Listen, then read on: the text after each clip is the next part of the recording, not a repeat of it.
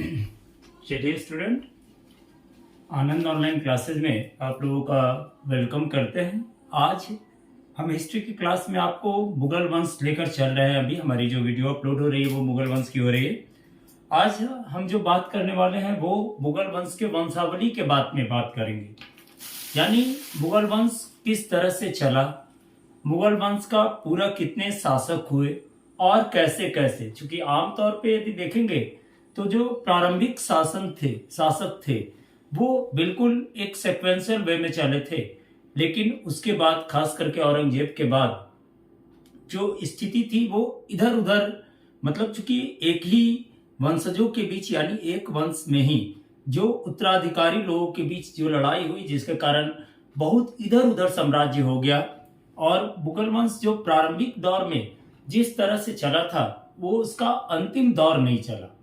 अब यहाँ पे एक मामूली सा बात हमने कहा कि जिस तरह से प्रारंभिक दौर चला था उस तरह से अंतिम दौर नहीं चला। उसका कहने का मतलब ये हुआ कि औरंगजेब तक तो बिल्कुल शासन पद्धति 1707 ईस्वी तक बिल्कुल सही ढंग से चला, लेकिन उसके बाद लोगों के बीच उत्तराधिकारी की लड़ाई होने लगी, लोग गद्दी के लिए लड़ने लगे आपस में, जिसके कारण साम्राज्य जो था वो धीरे धीरे उसकी वैल्यूएशंस कह सकते हैं या प्रतिष्ठा कह दे वो कम होता गया। लेकिन अंत तक ये साम्राज्य जो है, मुगल साम्राज्य के जो भी वंशज थे, चाहे वो छोटे से ही साम्राज्य के, लेकिन 1857 ईस्वी तक की लड़ाई में आपका मुगल वंश कायम रहा था। और वो भी मुगल वंश कौन था, तो आपके जो अंतिम थे वो आपके बहादुर शाह जफर द्वितीय थे, ऐसा माना जाता है। उसके बाद भी एक दो शासक हुए थे, कैकुबाद भी हुआ था, लेकिन उसकी चर्चा इतिहास में नहीं होती है उतनी। ऐसे तो कहा जाए कि मुगल वंश का चर्चा यदि करना हो तो 1707 तक ही कर सकते हैं, 1707 ईस्वी तक ही अच्छी तरह से समझ सकते हैं। जैसे हमने देखा कि इब्राहिम लोदी को 1530 ईस्वी को मारकर और बाबर गद्दी बैठता और मुगल वंश का स्थापना करता है। तो बाबर का गद्दी पे बैठना 1526 से 1530 ईस्वी तक, कुल मिलाकर देखेंगे इसकी पूरी वंशावली में पूरे शासकों की जो संख्या होगी वो हमारा आकर के 17 यानी 17 शासक तक आएंगे। उसके बाद ऐसे छोटे मोटे टोटल 21 शासक को हम लोग गिन सकते हैं, लेकिन आपको जो हम अभी आप बता रहे हैं वो 17 शासक तक वंशावली बनाए हैं। आप आज हमारे इस वीडियो को देखने के बाद आप पूरी तरह से मुगल वंश को समझ जाएंगे कि मुगल वंश कैसे चला, कौन कौन से शासक हुए और किस कार्यकाल तक रहे।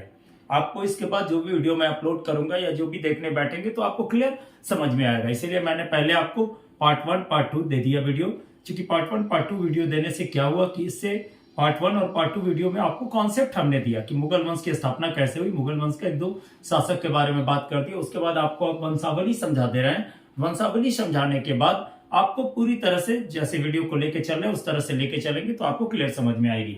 यानी सबसे पहले जो था, बाबर गद्दी पे बैठा, बाबर की मृत्यु हो जाती है, ठीक है, जहर दे दिया इब्राहिम लोदी की मां के द्वारा, खाने में जहर मिलाने के कारण बाबर की मृत्यु हो जाती है। और फिर गद्दी पे हुमायूं गद्दी पे बैठता है 1530 से 1540 और 1555 से 1556 तक। फिर वो सीढ़ी से लुढ़क कर मर जाता है। उसके बाद गद्दी पे बैठता है अकबर का शासनकाल 1556 से 1605 ईस्वी तक। उसके बाद जहांगीर 1605 से 1628, उसके बाद शाहजहां 1628 से 1658 और उसके बाद औरंगजेब 1658 से 1707।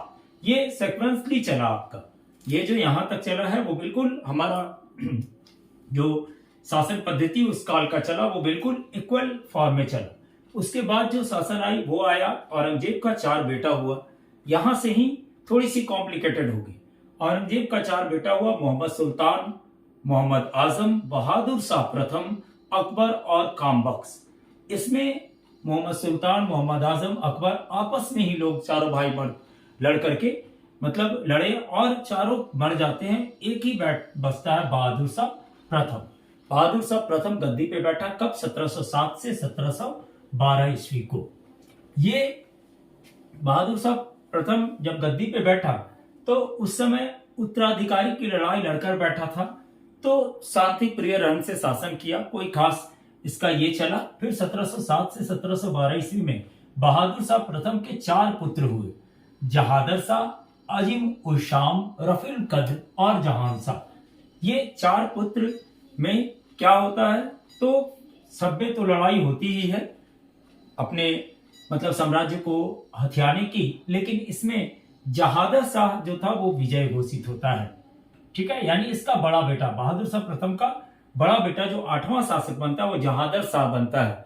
एक बात याद रखिएगा कि मुगल वंश में कुछ शासक हैं जिनको अलग अलग उपाधि दी गई, खास करके औरंगजेब के बाद जो उपाधि दिया गया, चूंकि वो अयोग्य शासक लोग थे और उस समय लोगों के बीच, शासकों के बीच उसके बिहेवियर के आधार पर इतिहासकार ने भी माना है कि उसे एक अलग संज्ञा दी गई।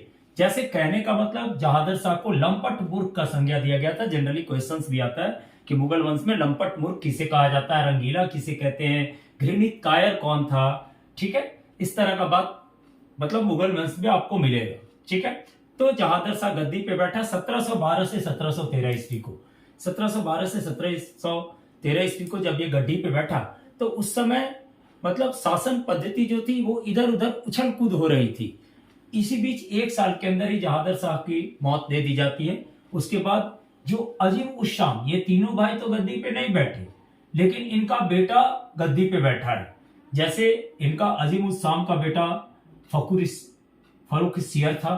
फर्रुखसियर एक घृणित कायर के नाम से भी जाना जाता है।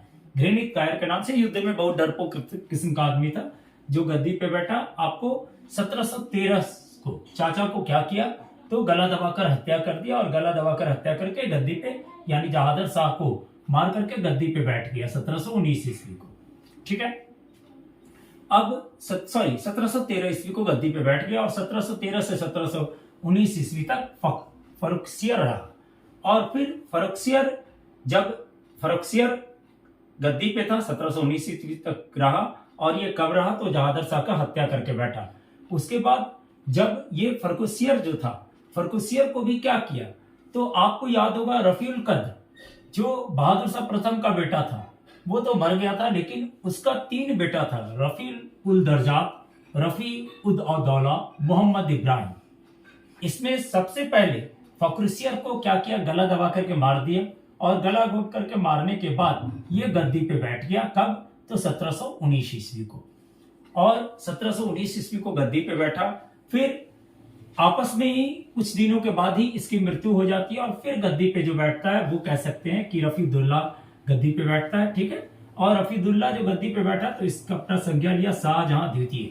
ठीक है, ये भी कुछ दिनों तक ही गद्दी पे रहा। फिर कुछ दिनों के लिए मोहम्मद इब्राहिम भी गद्दी पे बैठा था, लेकिन ये लोग अल्पकाल 4 महीना 5 महीना 6 महीना ऐसा। उसके बाद जब रफीदुल्ला की मृत्यु हो जाती है तो उसका बेटा 1719 ईस्वी से 1748 ईस्वी को जहान शाह गद्दी पर बैठा, जिसको हम लोग जहान शाह गद्दी पे बैठा, जहान शाह का बेटा गद्दी पे बैठा मोहम्मद शाह। ठीक है, समझ रहे हैं, जहान शाह भी था। जहान शाह कौन था, तो आप एक बात ध्यान दीजिएगा कि जहान शाह जो था, जहान शाह मोहम्मद ये बहादुर शाह प्रथम का पुत्र था। उसका बेटा फिर हायर करके इन लोगों को मार करके गद्दी पे 1719 ईस्वी को बैठ गया जहान शाह का बेटा मोहम्मद शाह। और मोहम्मद शाह जो था वो अय्याश किस्म का आदमी था, यानी आप देखेंगे कि मोहम्मद शाह अपने शासनकाल में वैश्याओं को बहुत ज्यादा वैल्यू रखता था और खास करके ये ज्यादा वैश्यावृत्ति में ही समय बिताया, यानी रंगीला जीवन में, शराब में, सब तरह का जो भी होता है गलत कुकृत्य में ही इसने समय बिताया, जिसके कारण इसकी गद्दी तो चली लेकिन वो घींच काच करके ही चला। साम्राज्य धीरे धीरे छोटा होते जा रहा था। साम्राज्य मतलब मुगल वंश का जो अकबर का काल था, औरंगजेब का काल था, वैसा मुगल वंश अब नहीं रह गया था। छोटा मोटा मुगल वंश के रूप में चलता रहा।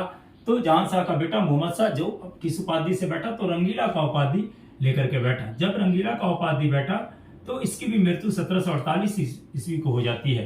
तो जहां शाह का बेटा जो मोहम्मद शाह रंगीला था, उसने एक रखैल थी, उसका एक बेटा था अहमद शाह, वो गद्दी पे बैठा 1748 से 1754 ईस्वी को।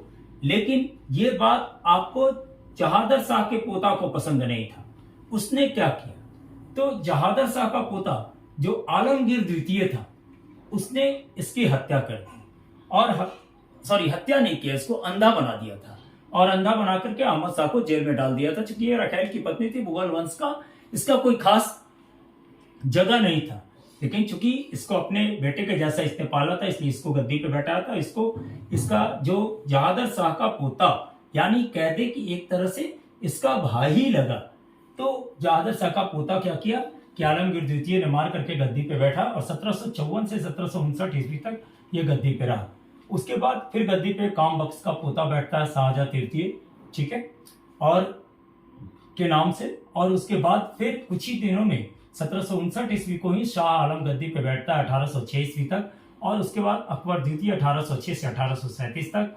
और जो अंतिम शासक बहादुर शाह जफर था वो 1837 से 1857 तक। ऐसा माना जाता है बहादुर शाह जफर द्वितीय को कि वो अंतिम शासक थे। और आप जो अकबर का आगमन हो रहा था वो तो 1764 ईस्वी को ही हो गया था बक्सर के युद्ध में, लेकिन 1830 ईस्वी को जिसका शासन काल था, शाह आलम का शासन काल था, उसी समय वो गद्दी पे बैठा, दिल्ली के गद्दी पे बैठा और अंग्रेजों का आगमन शुरू हो गया था। 1830 ईस्वी में अंग्रेज आ गए और लगभग बहादुर शाह जफर द्वितीय के समय ही हमारा जो मुगल वंश था वो बिल्कुल तरह से समाप्त हो गया, क्योंकि उनको पेंशन देना बंद कर दिया था। और यही कारण था कि वो 1857 ईस्वी में आपको हमारे जो बहादुर शाह जफर थे वो शामिल हुए थे।